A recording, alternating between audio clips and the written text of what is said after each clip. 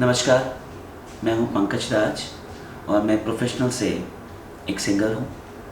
She is my wife खुशबू राज, जो last 5 years से एक प्रॉब्लम्स को फेस कर रही थी।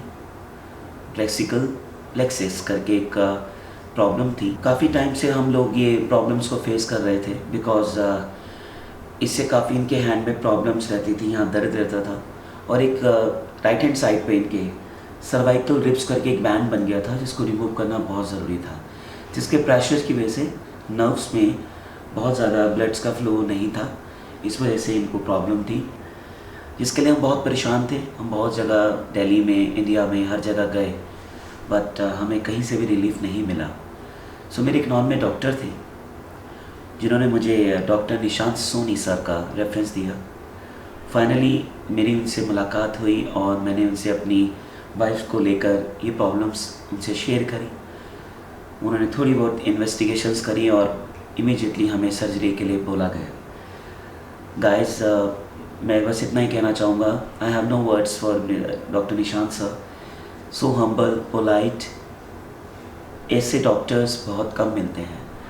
मेरी वाइफ के ऑपरेशन के बाद वो खुद बताएंगे आपको कि आप कैसा फील कर रही हैं। Very comfortable.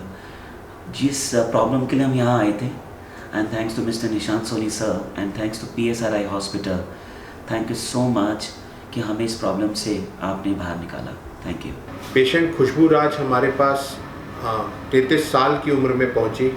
उनको प्रॉब्लम जो थी वो 10-12 साल की उम्र से सर्वाइकल रिब की प्रॉब्लम की वजह से जो सिम्टम्स थे वो स्टार्ट हो गए थे, किंतु उसका डायग्नोसिस उन्होंने कई डॉक्टरों को दिखाया, हो नहीं पाया, जिसकी वजह से उनका हाथ धीरे धीरे over a period of time कमज़ोर पड़ने लग गया। काम करने में, सोने में, यहाँ तक कि बाल बनाने में भी उनको काफ़ी तकलीफ़ होती थी। हमारे पास पहुँचने पर हमने इस प्रॉब्लम को एड्रेस किया। उनकी सर्जरी सक्सेसफुल हुई और पोस्ट सर्जरी आफ्टर 3 और 4 डेज़ जो रिकवरी के इनिशियल सर्जरी से होते हैं, उसके बाद वो अपने आप अब वो काफ़ी बेहतर है।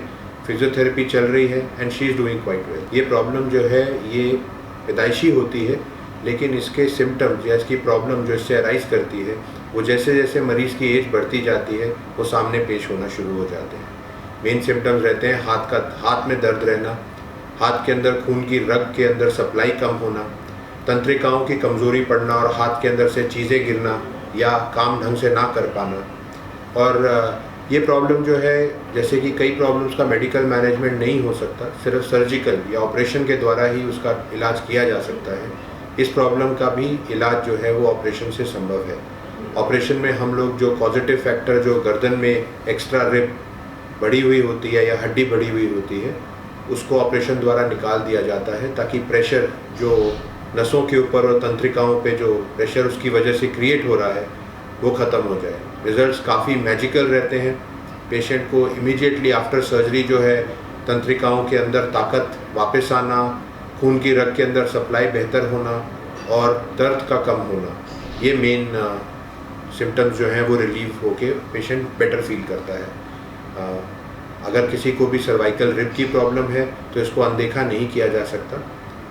इसके लिए सर्जरी का जो मैनेजमेंट है, ये करना है या नहीं करना, वो इन्वेस्टिगेशन जैसे CT स्कैन या MRI करके पता लगाया जाए।